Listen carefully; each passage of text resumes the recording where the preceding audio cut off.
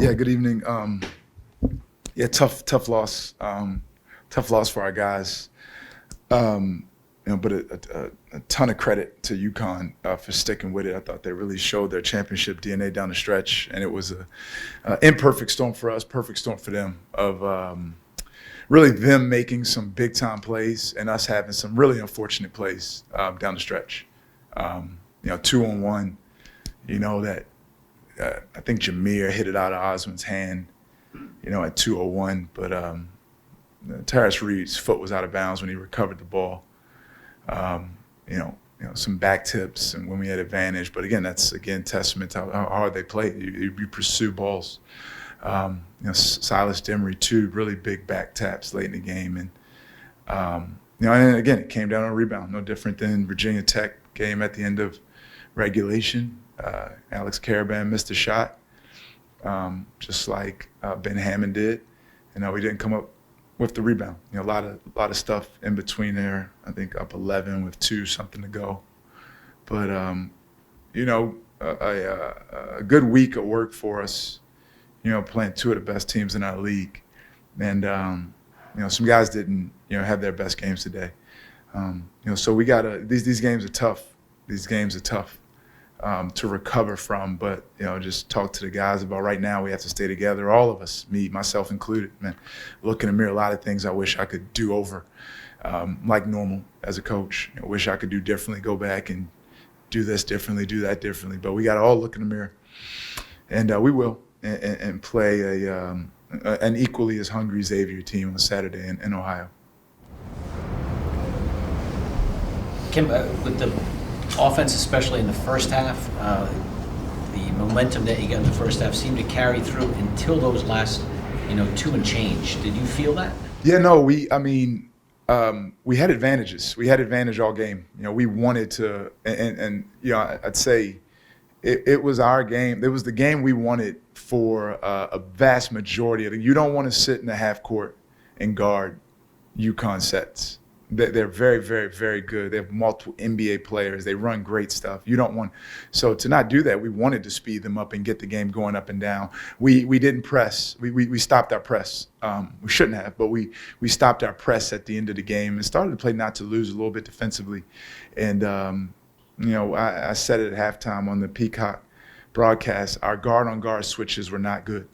And it hurt us late. Caravan – back-to-back plays, the same play, the double drag with 5 and a 4. He ghosts out every time. If he's standing still, you can control him and get that switch done. We point switch late. He had advantage. He went and drive for 1. He banged a big 3.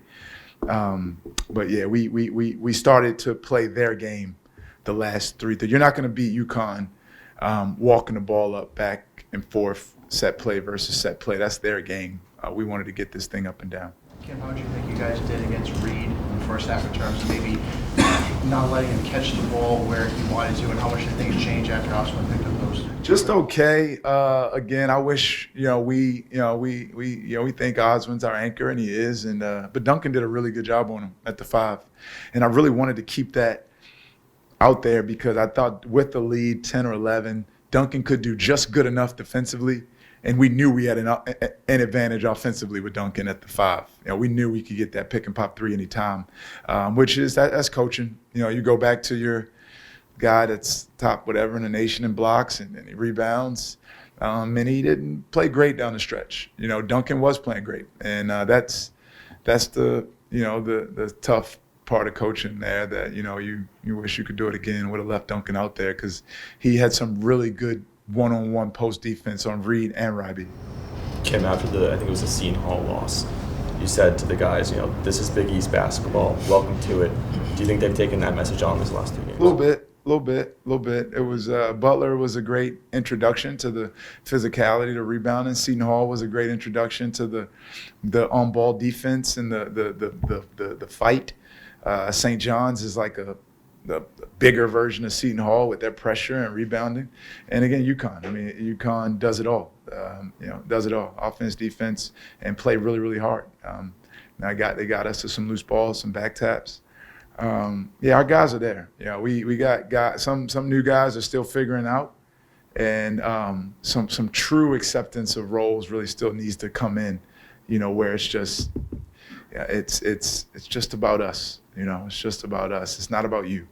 It's not about you. When I was at Tennessee, the acronym ENOM was everywhere. It was all we talked about, and it's not about me. It's not about me. And we still festering in our team a little bit of individualism that we got to get it out of there. How would you quantify Xavier's night? Was he kind of still good to go before the game, and then obviously? No, I love that kid. He couldn't practice the last 2 days. We've gotten a really good routine with his free throws.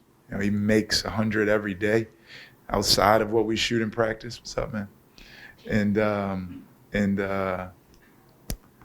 he couldn't shoot. He couldn't do anything the last 2 days, so it was tough. But he was fresh because he didn't practice. So, but he did a lot of good things. On some of his attacks against the wall, got to get our guys running with him in transition. He goes so fast, which is what we want. We need our guys to run with him so he can make those passes when they converge in on him. Do you think you lost him? Say it again. You think you lost him when he went out? I didn't know. I've had shoulder injuries before, wrist injuries. They're gonna get hit. Sometimes it's a stinger, and it hurts really bad for a few minutes, and you can come back. We'll see. Our medical team does a great job. Was it a fall on Saturday? It was a yank of 1832, I think, in the St. John's game. A player grabbed his arm and threw him, and it was a yank. Yeah, it was the same illegal screen that was called that hurt him today. Was the same illegal screen at the 56-second mark. An illegal screen on Reed. I know you said there was a lot of some communication on some of those plays, but can you talk about how hard it is to guard those shooters off the sets that they run?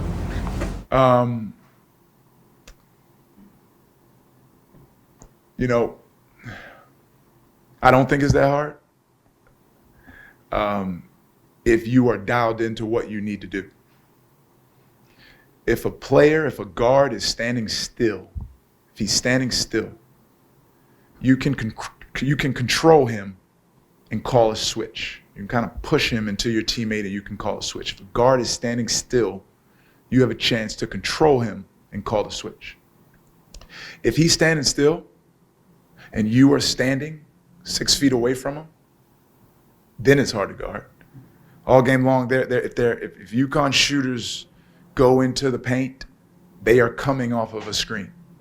If Braylon Mullins or Alex Caravan or Solo Ball, if they go into the paint on offense, they are flying off a screen. So if they go into the paint, get into them and get ready to chase or snap under off screen. If they go into the paint and you stand, you look around and you don't know then it's hard to guard. You can guard it if you're dialed in to guard. And we've guarded them pretty well the last 2 years, better there than here. It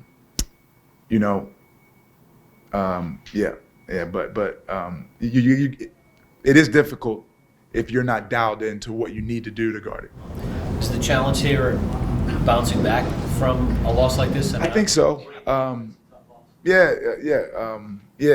mean, it's the challenge is for our guys to stay together. It's to stay together. Very, very disappointing win these wins, but if that's the best team in our league, I like where we are. I like where we are. I like where we can be. But the challenge is to stay together. We're going to play a very, very, very hungry Xavier team on Saturday. I think I heard they lost tonight to the Golden Eagles. Kim, just how's Daquan doing? I know he posted that he had surgery before Christmas. Yeah, he's in Baltimore. He has some work done on an injury that he had and is for a while. You had to be pretty happy about how your offensive game plan worked, especially the high screens, ball screens, and how effective you got. Yeah, it was. We're principles over plays. We're principles over plays. We're space over plays. We're pace is important. Some unfortunate miscues when we had advantage down the end. The back tap on Ryan, I thought Oswin was open for the lob. Obviously, a very unlucky play, Jameer to Oswin, where I think Jameer actually knocked it, which is, can't fault those guys. Corey got a great look at the end, played off 2 feet like he's supposed to, It's a lot of good stuff from this film to learn from, get better from, and get ready for Xavier on Saturday. Is Daquan something that would preclude him from starting next season? I don't know. What do you mean by starting next season? I mean, if it's a 9 to 12 month recovery, or Oh, I don't know. Yeah, I don't know. Not a few weeks. Any more questions? Thanks, guys.